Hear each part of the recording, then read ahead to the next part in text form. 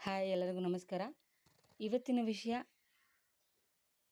ನೊಂದ ಮನಕ್ಕೆ ಕನಸು ಕಾಣುವ ಅವಕಾಶ ಇಲ್ಲಿದೆ. ಈ ಒಂದು ಆರ್ಟಿಕಲ್ಲು ಒಂದು ಕಾಂಪಿಟೇಷನಲ್ಲಿ ಬರೆದಂಥ ಆರ್ಟಿಕಲ್ ಆಗಿರುತ್ತೆ. ಯಾರೆಲ್ಲ ನೋಡ್ತಿದ್ದೀರೋ, ಯಾರೆಲ್ಲ ಕನಸು ಕಾಣಬೇಕು ಅಂತಿದ್ದೀರೋ, ಯಾರಿಗೆಲ್ಲ ತುಂಬ ಜೀವನದಲ್ಲಿ ಬೇಜಾರಾಗಿದೆಯೋ ಅಂಥವ್ರಿಗೋಸ್ಕರ ಈ ಒಂದು ಆರ್ಟಿಕಲ್ ಇರುತ್ತೆ. ನೊಂದ ಮನಕ್ಕೆ ಕನಸು ಕಾಣುವ ಅವಕಾಶ ಇಲ್ಲಿದೆ.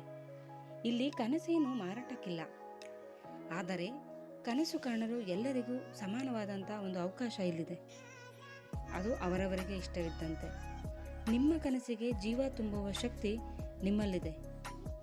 ಜೀವನದಲ್ಲಿ ಅದೇನೇ ಆಗಿರ್ಬೋದು, ದೊಡ್ಡ ದೊಡ್ಡ ಕನಸು ಕಂಡಾಗ ಮಾತ್ರ ಯಶಸ್ಸು ನಿಮ್ಮದಾಗಕ್ಕೆ ಸಾಧ್ಯ.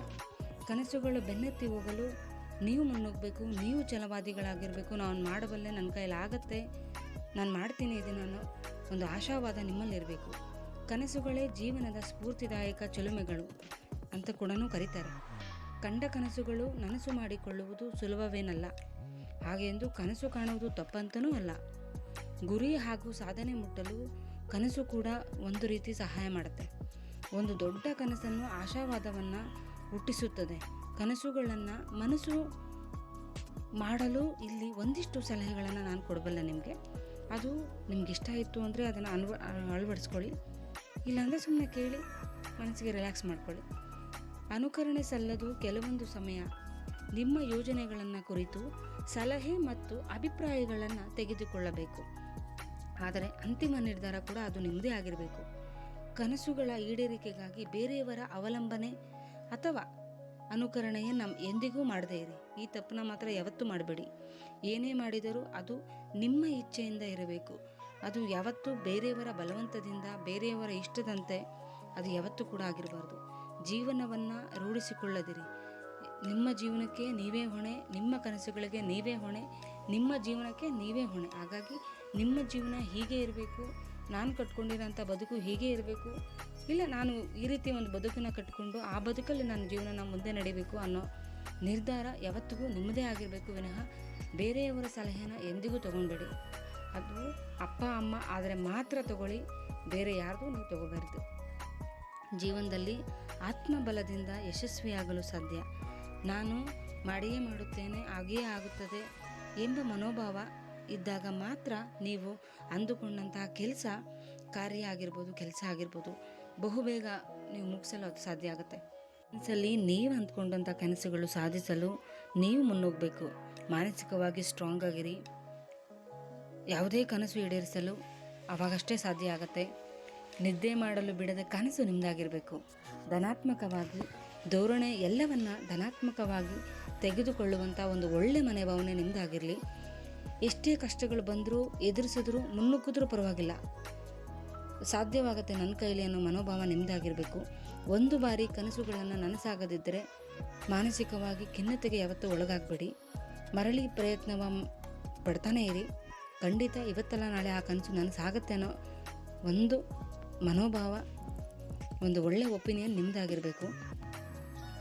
ಋಣಾತ್ಮಕವಾಗಿ ಕನಸುಗಳ ನನಸು ಮಾಡಲು ಆಗೋದೇ ಇಲ್ಲ ಎಂದು ಯಾವತ್ತೂ ಸುಮ್ಮನೆ ಕೂರಬೇಡಿ.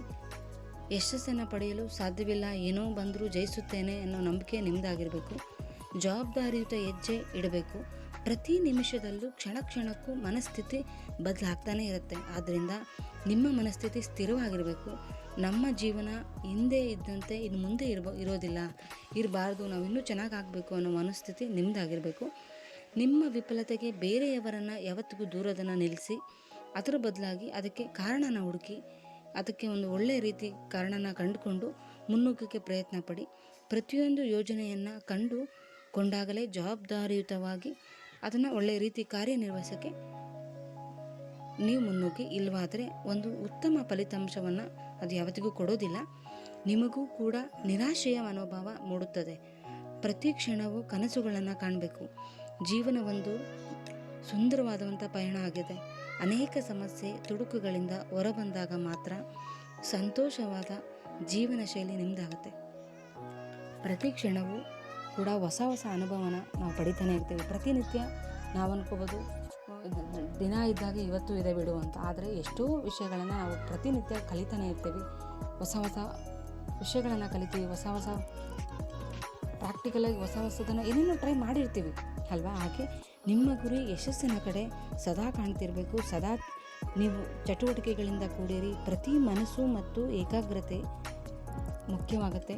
ಪ್ರತಿದಿನ ಮನಸ್ಸು ಮತ್ತು ಏಕಾಗ್ರತೆನ ಚಟುವಟಿಕೆಯಿಂದ ಇಟ್ಕೊಳ್ಳಿ. ನಮ್ಮ ಮನಸ್ಸು ಯಾವಾಗೂ ಸ್ಥಿರವಾಗಿದ್ದಾಗ ಮಾತ್ರ ದೇಹದ ಮೇಲೆ ಅದರ ಪ್ರಭಾವ ಕೂಡ ಬೀರುತ್ತೆ. ಆದ್ದರಿಂದ ಮನಸ್ಸಿಗೆ ಸ್ಥಿರತೆ ಮತ್ತು ಒಂದು ಒಳ್ಳೆಯ ಆತ್ಮವಿಶ್ವಾಸ ಇಟ್ಕೊಳ್ಳಿ.